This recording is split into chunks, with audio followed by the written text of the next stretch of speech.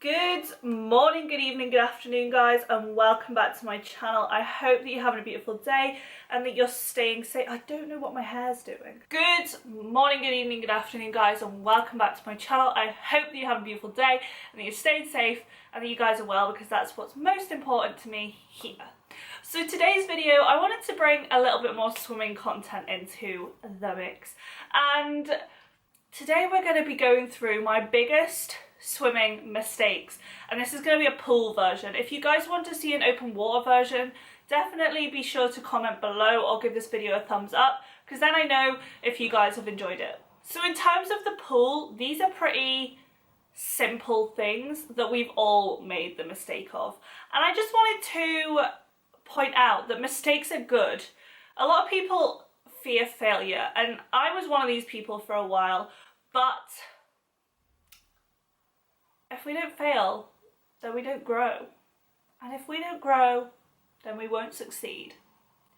So fear not, because failure is good and making mistakes is good, because then we won't repeat them, or we shouldn't repeat them.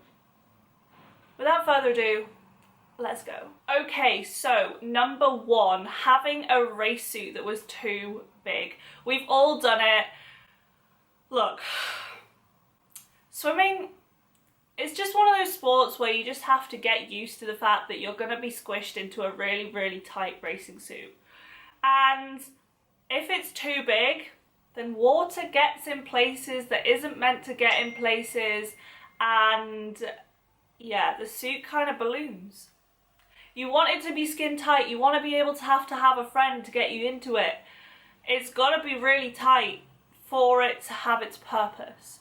And we've all been there, we've all had that suit that's been a little bit too big, or it's been a little bit old and it's stretched a little bit. But look, take it from me, you don't want to do it, because I've been there. I've dove into the water and a suit has just ballooned out, and it's just not good. It's literally like swimming into a wall, or like someone's holding you back by a parachute. You just don't want it. So my biggest recommendation for wetsuits, racing suits, would be to get it sized. So this is my racing suit, and you're probably looking at it, if you're not a swimmer, thinking, how on earth does a 5'10" size human being get into that? You would not be wrong.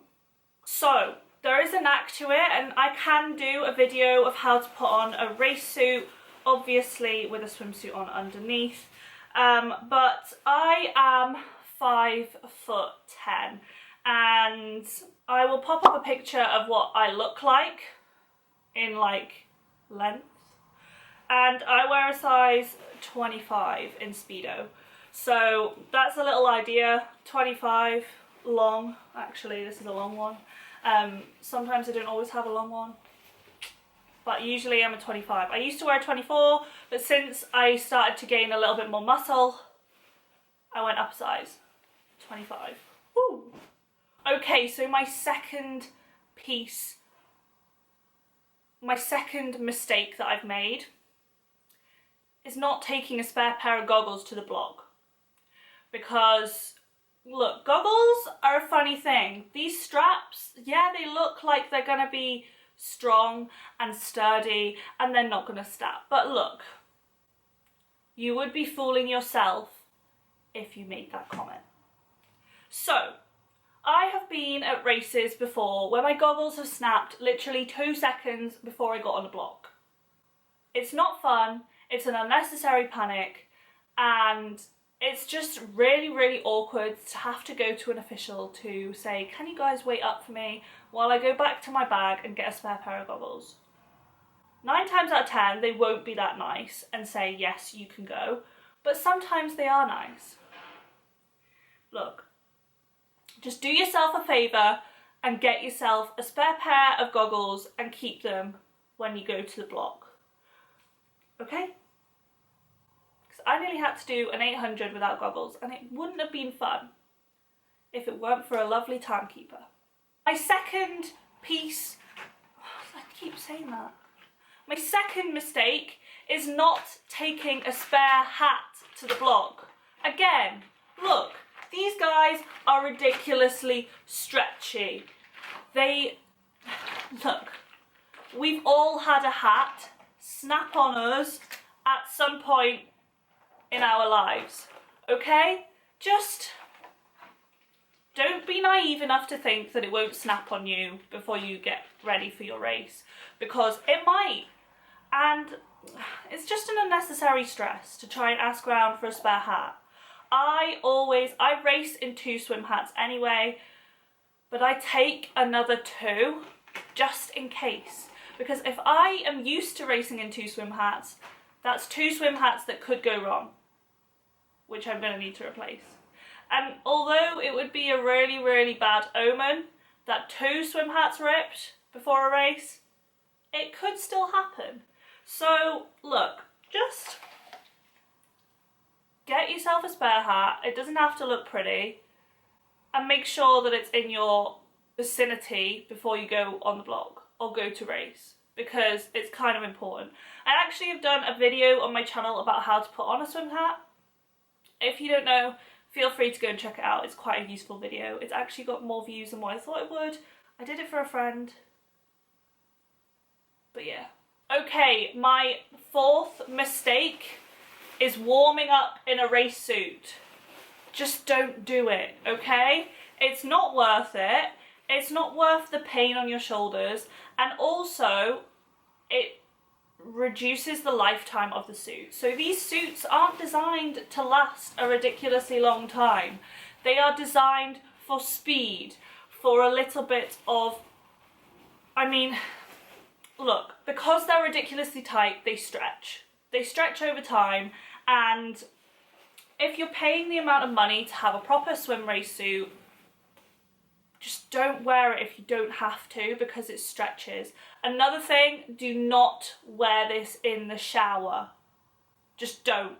The heat will destroy it and it will stretch even more.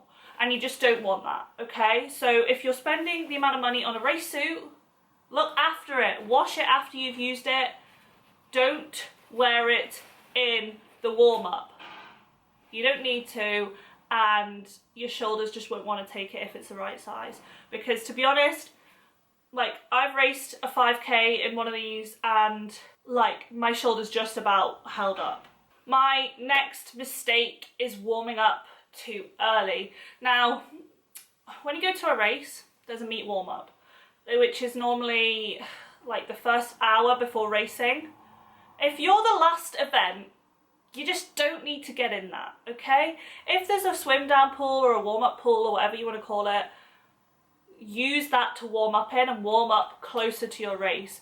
Ideally around about, I mean, I have worked my timings out, and I can do a video on how to work out your timings based around your call time, which is a totally different video.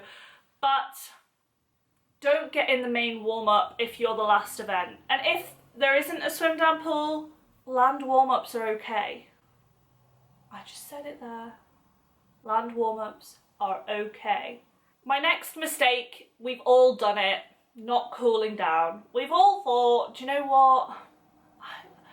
That race wasn't as hard as what it should have been. There's no point me swimming down.